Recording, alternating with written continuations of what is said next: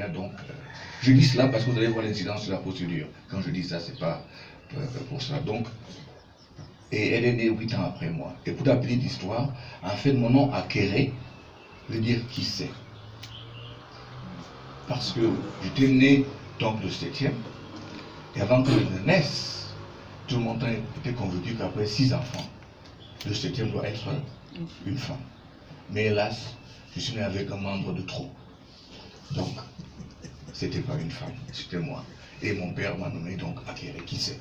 Donc voilà donc l'histoire ce qui concerne mon nom.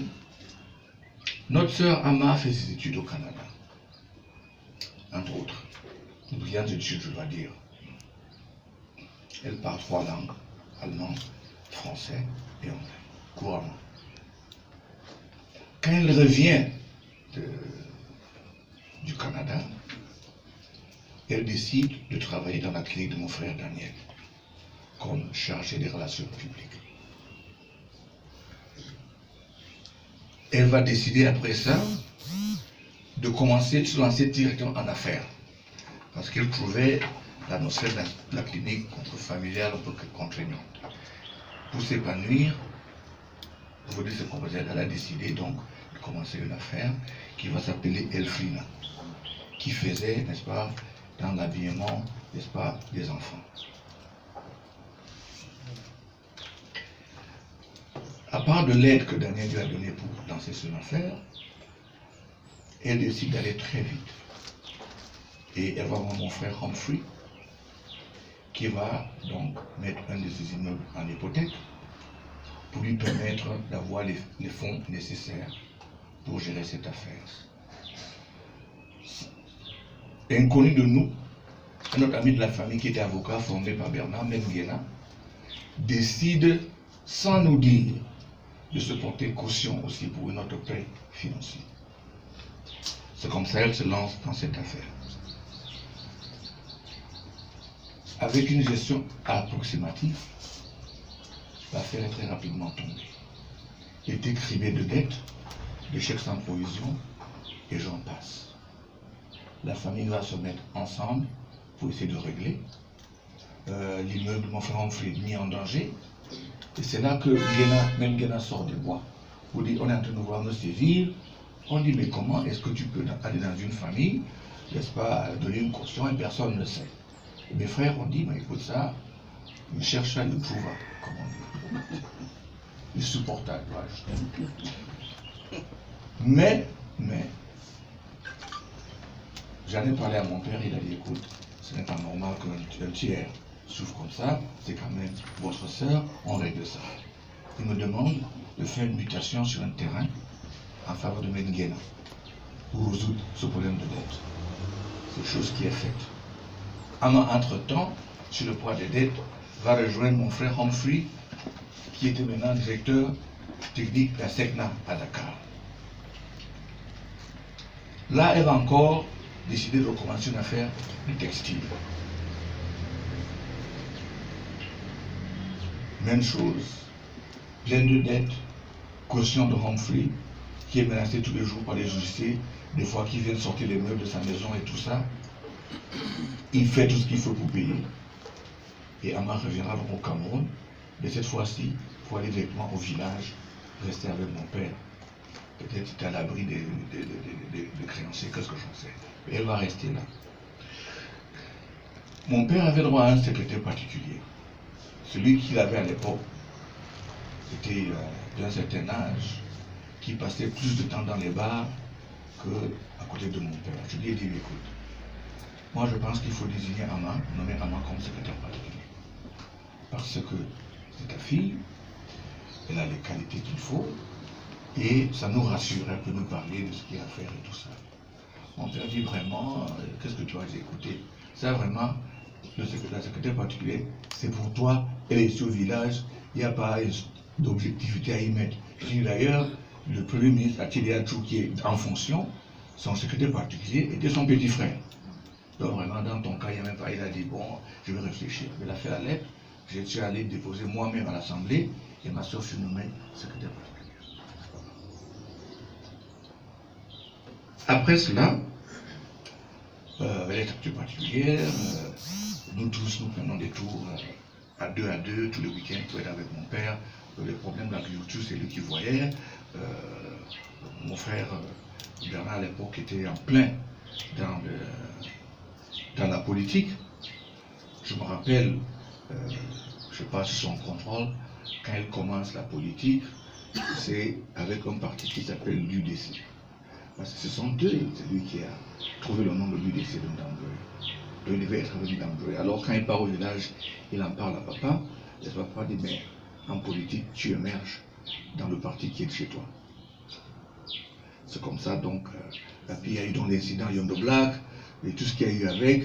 Donc après ça, il a rejoint l'OSDF. Tu vois, cette histoire bénéfique permet d'apprendre pas mal de choses sur le fonctionnement de notre famille. Donc, lui, tout le temps, les études politiques, vous allez voir, quand on va sortir, quelques après, les premiers tomes de biographie de papa, l'éditeur c'est Bernard, c'est déjà tout prêt, en français et en anglais, 2000 volumes chacun.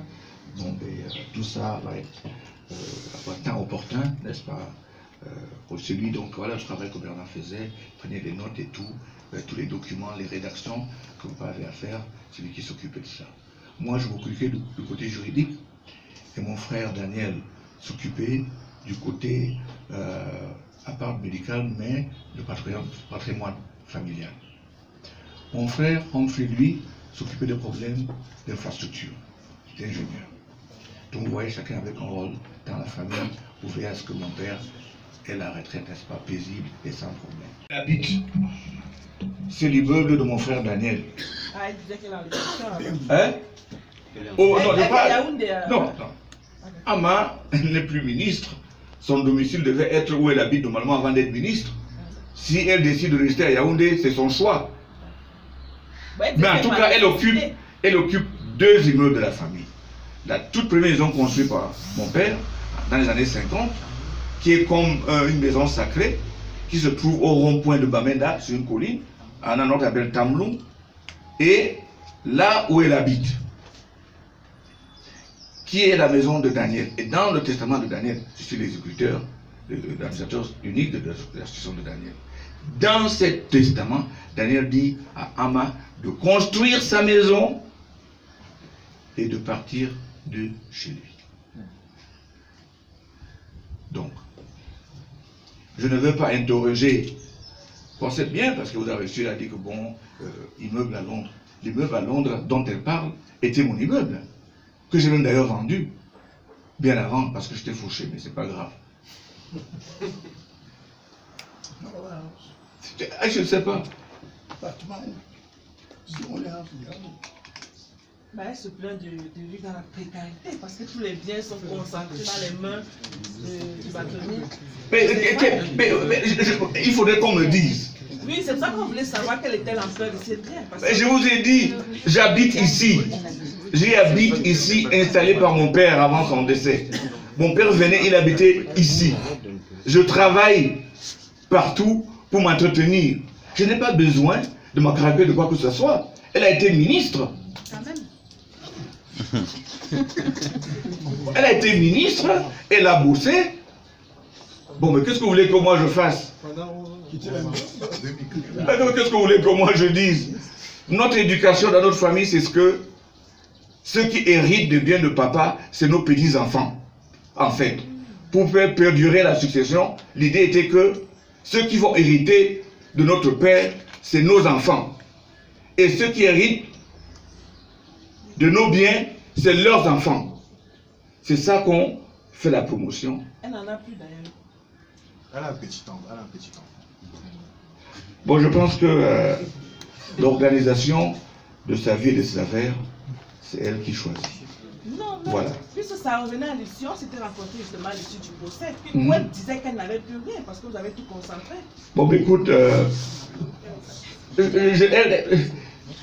comme elle a dit que c'est moi qui ai falsifié, bon, je pense que moi je suis pour le moment la personne à abattre.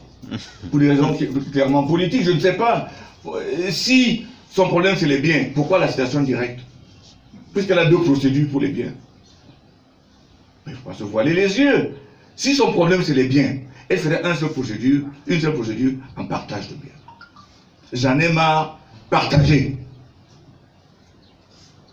On se reste assis, on aurait fait le fisc. On serait assis. Ça, c'est la démarche de quelqu'un qui voudrait qu'on partage les biens. Moi, je suis locataire avec Hervé. Lui aussi. Oui, elle explique que c'est parce que Maître a clairé. Si je voulais, c'est moi l'aîné, je pouvais choisir que Maître a clairé qu'il ici. Et je prends. Mais elle est derrière, mariée à autre. Mais vous savez, monsieur le bâtonnier, que ce jugement n'a pas été rendu sous la coutume méta. Comment? Ce votre jugement avait été rendu sous la coutume méta. Non, coutume méta. Sous l'empire de la coutume méta. Oui, bien sûr. D'ailleurs, même en violation de la coutume, si vous pouvez parler. Parce qu'on nous a tous mis co-héritiers. Oui, puis d'accord. Oui, en violation de la Oui, mais parce que oui. Du moment où elle est mariée, elle va hériter ailleurs. Mais on a laissé qu'on la mette co-héritier. Mais tout a été fait pour l'arranger. Mon frère Daniel ne l'a jamais mis administrateur de la clinique. Dès que nous venons aux affaires, c'est lui. C'est pas moi, c'est toi. C'est toi qui as proposé qu'on la mette administrateur. On l'a mis administrateur de la clinique sans être actionnaire. Les dettes, c'est nous qui payons. Mais c'est incroyable cette histoire. C'est pour ça que j'étais réticent d'en parler. En tout cas, nous vous parlons pièce à l'appui. Tout ce que je dis, vous avez un document ici comme référence.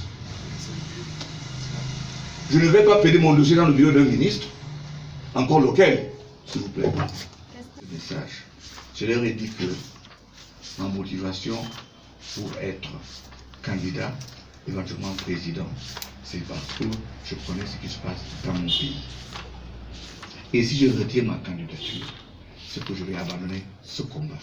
Donc, ils n'ont qu'à me condamner, que je ne sois pas candidat, et je préfère aller en prison parce que c'est une justice ou une justice qui m'y a mené. Peut-être ça va aider pour bouger les lignes, peut-être c'est pas moi que ça va passer pour que les choses changent. Mais pour le moment, le simple fait qu'il y a une justice aussi patente, il ne faut pas être un expert en droit pour le voir, que les gens décident de tordre le cou à la justice de façon aussi téméraire. Ce n'est pas ça qui va me faire décider que je me retire. It doesn't work that way. Je n'ai pas même dit autre chose qu'il faudrait dire. Je vous ai dit. L'année dernière, quand on m'a convoqué au CER, j'avais reçu un lundi la convocation. Il était prévu que j'allais faire un discours inaugural à l'Afrique du Sud. J'ai reçu la convocation, j'ai fait une lettre au CED, copiée au ministre de la Justice et au procureur général, pour dire que je suis convoqué, j'ai un discours à faire, je ne peux pas être là le mercredi. Mais par contre, je reviens jeudi et je serai au CED vendredi. Bon, si j'étais un terroriste dangereux, il n'avait qu'à me retirer le passeport. Et si il y avait un danger de fuite, il n'avait qu'à me bloquer pour que je ne parte pas. Je suis passé à l'aéroport comme une lettre à la poste. Pas interpellé, aucune note, personne ne m'a dérangé. J'arrive à Johannesburg, je ne fais pas 12 heures. Mon téléphone sonne, c'est ma soeur. Ne rentre pas, c'est mauvais, ils vont t'arrêter, c'est la torture. Ne tente même pas de rentrer. 3 fois, il m'a appelé. Pour me dire de m'assurer que je ne rentre même pas, qu'elle me donne les informations qu'on lui a données, qu'on va m'arrêter et tout et tout. J'appelle Bernard, il rigole, il dit que si on t'arrête même toi, tu es quoi? Tu es Dieu. On arrête les autres. Et toi donc? Je me suis tué, j'ai dit fais comme si je rentrais. Je suis rentré, je suis allé au CED, j'ai été entendu, j'en suis sorti. Sa seule idée, c'est de me pousser vers la fuite. Pour qu'on dise que s'il n'a rien fait, pourquoi il fuit? Mais d'ailleurs, cet argument a été repris par M. Bocam puisqu'il a insisté à nous voir dans son bureau. Tous les bâtonniers qui m'accompagnaient à l'interrogation. Il a demandé qu'on revienne. Il m'a dit ceci. Maître, on ne vous reproche rien. C'était à titre de simple renseignement. Il y a même les ministres en poste qu'on entend ici. Vous voyez, vous êtes un gentleman. On vous a convoqué, vous êtes venu. Si vous aviez pris la fuite, on se serait demandé pourquoi vous fuyez. Donc, je comprends donc qu'elle était mise en mission pour s'assurer que je ne revienne pas comme la sœur qui m'aime bien, que je n'aille pas en prison. Je me pose donc la situation de c'est pourquoi.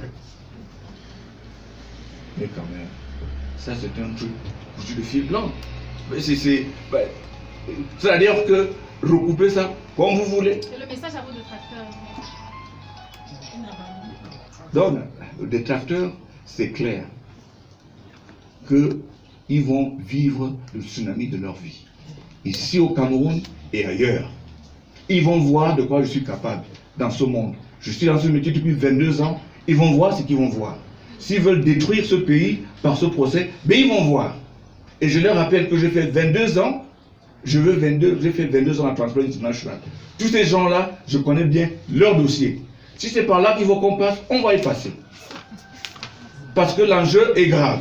L'enjeu c'est quoi? C'est notre pays et nos libertés. Je ne pense pas que les gens ne peuvent pas s'amuser avec nos décisions comme ça à des fins personnelles. Donc je suis prêt avec le droit. C'est le seul arme que j'ai. C'est le droit. Et on va voir le magistrat qui va rester, qu'on appelle son nom à l'international, d'avoir tranché des affaires farfelues comme celle-ci.